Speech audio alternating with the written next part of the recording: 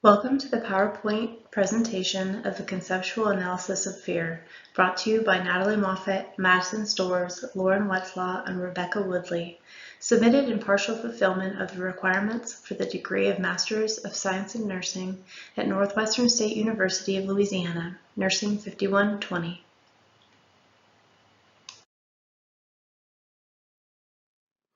Hello, my name is Lauren Wetzlau, and today I'm going to be speaking to you about the conceptual analysis of fear, background, and significance. The complexity of nursing both encompasses the physical and mental aspect of care perceived by the recipient and the nurse. Being human, we of course have a multitude of emotions that come into play that have been developed by our past experiences and have really been driven by our evolution. We also have within us an understandable and justifiable fear, as well as a perception of fear of both physical and psychological. Fear of the unknown, fear of life-altering events, fear that keeps us stressed just enough to keep us from harm's way and continue our survival. Walter B. Cannon first described and explained fight or flight in the early 1900s as a response regulated by our sympathetic nervous system. When activated, adrenaline is released from the adrenal glands, our pupils dilate, and our vision becomes more acute. We also have an increase in our heart rate and respirations to provide more oxygen and nutrients to necessary muscles. The nursing diagnosis of fear is found under the domain of coping. This is due to the negative effects that fear has on coping mechanisms. When fear is present and the sympathetic nervous system is activated, our ability to problem solve and learn new things is drastically decreased. Many professional works describe fear differently. It is difficult to identify one specific definition of the word because it's an emotion and not a visual or palpable concept. Much of the data surrounding fear is more subjective than objective. Adolphs described fear as a functional tool caused by stimuli seen as a threat to a given subject. Fear promotes survival. People can experience fear without showing any outward signs, and fear is different from person to person. Peruzzi and Wetzlau stated that fear is necessary adaptation to danger as it produces defensive behaviors. The purpose of concept analysis is to examine the basic components of a word or phrase and use it correctly in language. It can also be used to compare and contrast words.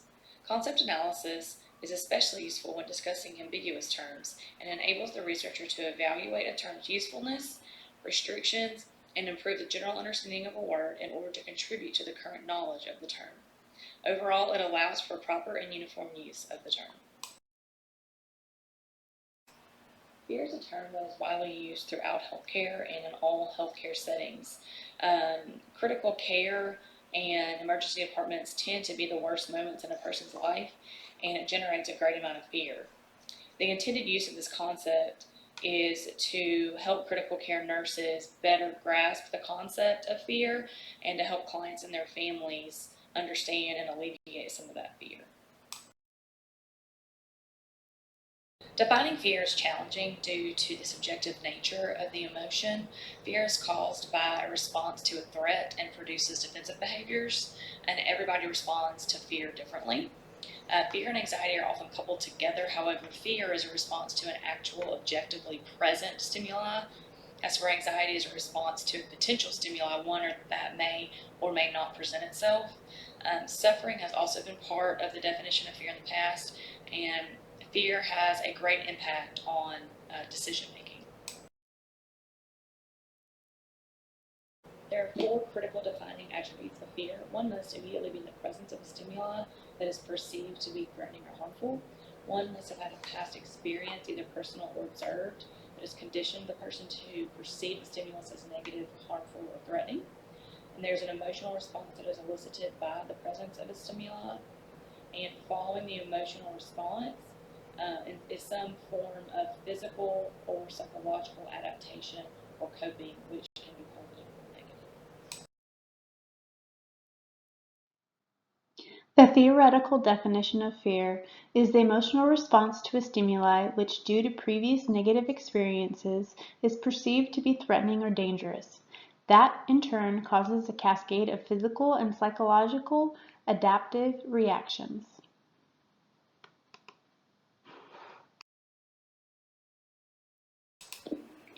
My name is Rebecca Woodley. I'm going to be speaking about the cases that we created for our concept analysis of fear. There are 5 different types of cases that we'll be covering. We have model, related, contrary, borderline, and invented cases.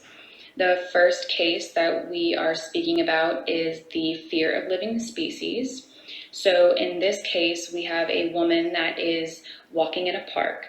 She notices up ahead that there is a large dog that is not on the leash walking with another person.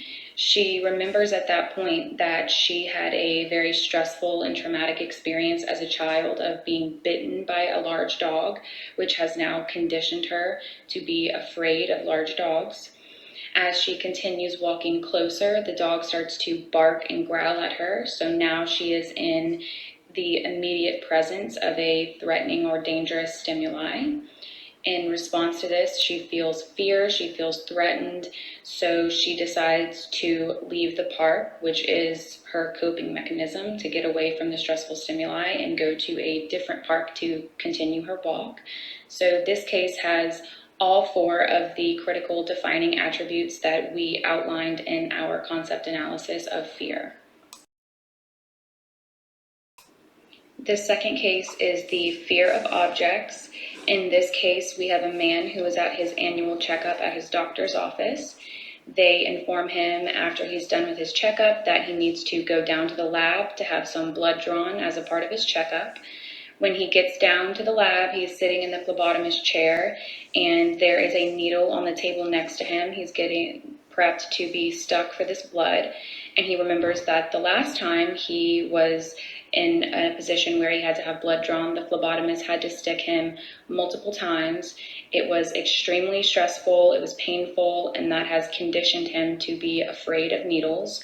So with the threatening stimuli of the needle sitting on the table next to him, he decides as his coping mechanism that he is going to leave and tell his doctor that he did not want the blood drawn during this exam. So again, this case encompasses all 4 of the defining critical attributes. He was in the presence of a stressful stimulus that he had previously been conditioned to fear. He feels fear and stress in response to that needle and decides as his coping mechanism that he would like to leave. The third case in our concept analysis is titled anxiety. In this case, we have a woman who is leaving the mall and exiting to her car in the parking lot. She notices that there is a man behind her who also seems to be going in the same direction towards his car in the parking lot. And although this man hasn't seemed to notice her, let alone threaten her or present any dangerous activity, she has seen true crime shows and heard other stories that makes her think that there might be a possibility that he could have some bad intentions to harm her in some way. So although there's not a true presence of any immediate dangerous stimuli that's been proven, she decides that she's going to wait and, as a coping mechanism, watch him drive away in his car before she goes to her car. So although this case is very similar to the cases of fear, she is not in the immediate presence of a stimuli that is dangerous or threatening, and instead is just anxious about the possibility of something bad happening. The fourth case in our concept analysis is titled phobias. In this case, we have a woman whose child has been invited to another child's birthday party. They initially agree to go, but then she finds out from the other child's mother that there will be a clown there providing entertainment. She remembers that there was a movie she watched as a child that portrayed clowns as murderous and dangerous, and even though logically she knows that not many other clowns are dangerous or murderous, it has made her fearful of anything related to clowns for the rest of her life. So therefore she decides to not go to the party. Again, as this case is similar, it does not encompass all of the defining attributes that we defined for our concept analysis of fear. So it is very similarly related, but is not the same as the others. The next case in our concept analysis is titled Calmness. In this case, we have a man and his wife that are taking an evening stroll through the neighborhood when this man's wife notices up ahead on the path that there is a gardener snake trying to get to the brush on the other side of the path.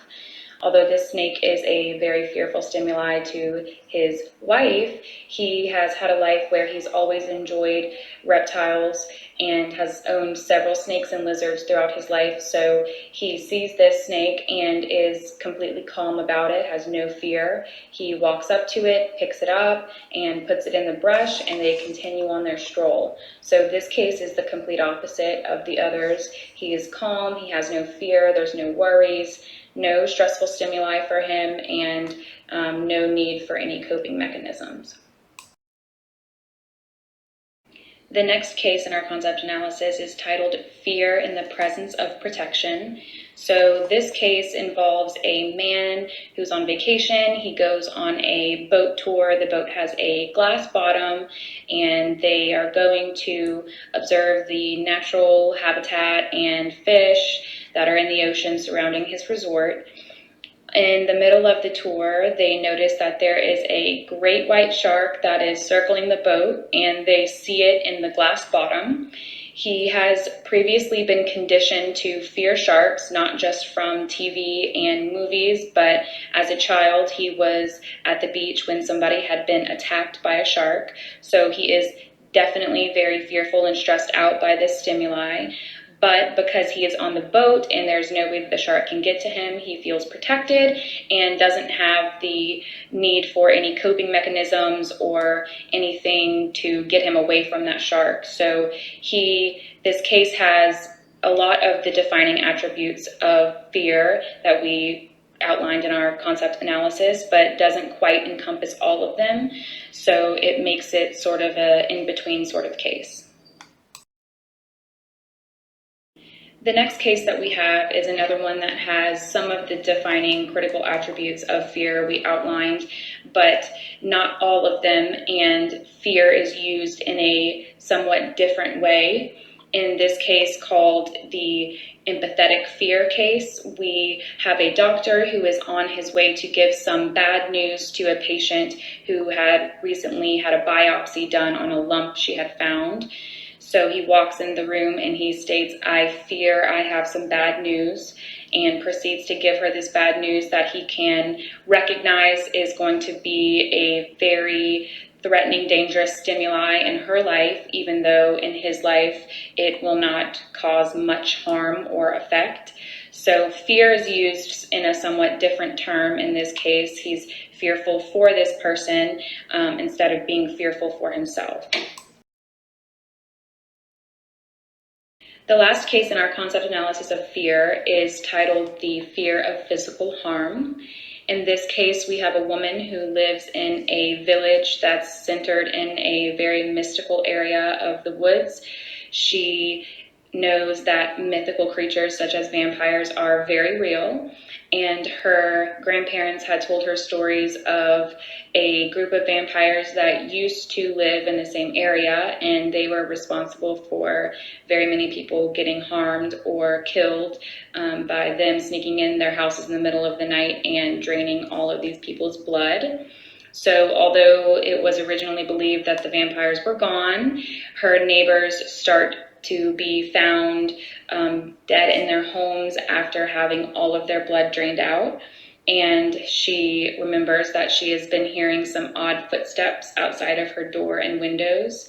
So now she is in the immediate presence of a dangerous stimuli of the vampires coming in to kill her that she has been previously conditioned to be frightened of by the stories of her grandparents.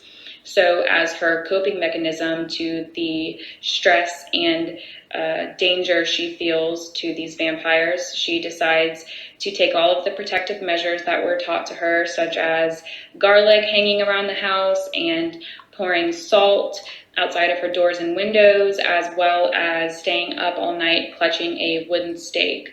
So this case, it encompasses all of the defining critical attributes that we outlined in our analysis, and has all of the proper parts that the other cases have, but is obviously in a very made-up environment.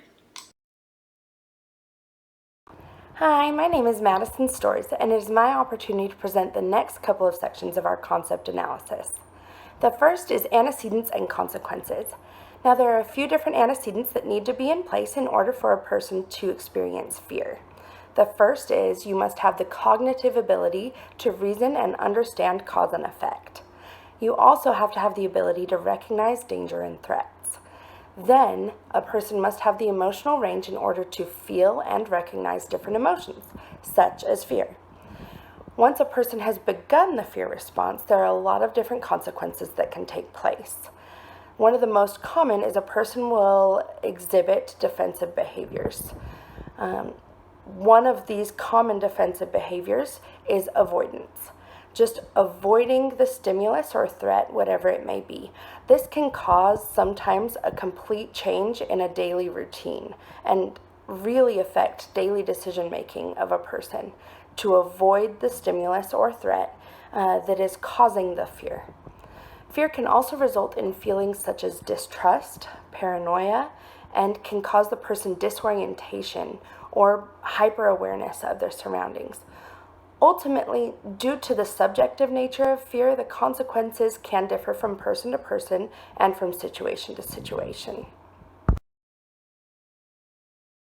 There are multiple empirical indicators of fear. On the quantitative side, we have vital signs. Someone experiencing fear will typically have an increase in heart rate, blood pressure, and respiratory rate. You can also utilize a variety of different surveys and questionnaires that help the patient to assign a numerical rank to their fear so that you can better assess their needs. On the qualitative side, we have the sympathetic nervous system response that you can see and feel. The patient could have increased sweating, cool extremities, and the dilation of pupils. They will also often exhibit defensive or even aggressive communication and actions. On the other side of that, they can also act more withdrawn, silent, and often have that freezing response to fear. They will also have an increased startle response and possibly could just literally run away from the stimulus that is causing the fear. After a review of the literature and looking at our empirical indicators, we have developed this operational definition of fear. Fear is a response to a recognized danger being associated with a fight or flight reaction. Now, the presence of fear is evidenced by any of the empirical indicators that we discussed on the previous slide. But the most reliable indicator is always going to be the open acknowledgement of the patient that they are afraid. And the best way to measure fear is always through open communication with the patient and developing a relationship of trust. Concept analysis is a widely used tool to help analyze and better understand the definition of an ambiguous word so it can be consistently used. The purpose of concept analysis is to contribute to the current knowledge of a term. Fear and variations of it is a term quite frequently used in healthcare, as many clients do not receive good news. There's also so many different types of fear that it can be difficult to distinguish between them. By analyzing and understanding the word, healthcare professionals can better identify when a client is fearful and when they may need help to alleviate some of that fear. There are many tools available to help a provider and a client better understand the client's level of fear, thus in turn can help a client understand their particular response to fear and possibly help point the client in a better direction. There are so many signs a person exhibits when they are fearful. Through astute observation, a provider can assess and help a client recognize when they are fearful. Acknowledgement of being fearful is an important step. Through this concept analysis, hopefully a better understanding of fear can be obtained and shared, as fear is a common state that everyone experiences in their lifetime.